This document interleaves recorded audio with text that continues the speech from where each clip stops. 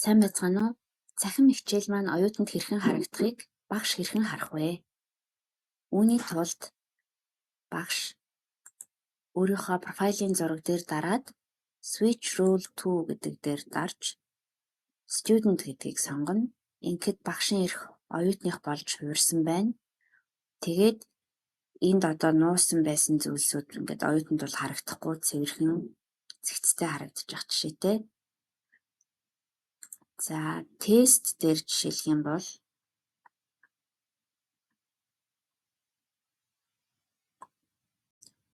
онлайн сорилж байд юм уу? Ер нь зарим активитинууд бол оюутанд арай өөрөөр харагддаг. Тэрийг багш тухай бүрт нь оюутан эрх болгоод шалгаад явах хэрэгтэй. Тэгэхээр багшид бол оюутнуудын гүйцэтгэлийг харах товчлуур энд харагдчихсан бол оюутанд харагдахгүй зөвхөн заавар нь одоо ийм байдлаар харагдаад 3 удаагийн оролдлогыг зөвшөөрнө.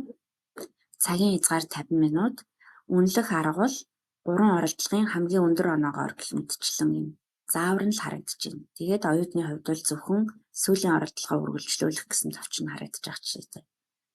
Ийм байдлаар тухайн активитинуудаа оюутанд маань яаж харагдахыг шалгаж хэвшээрээ.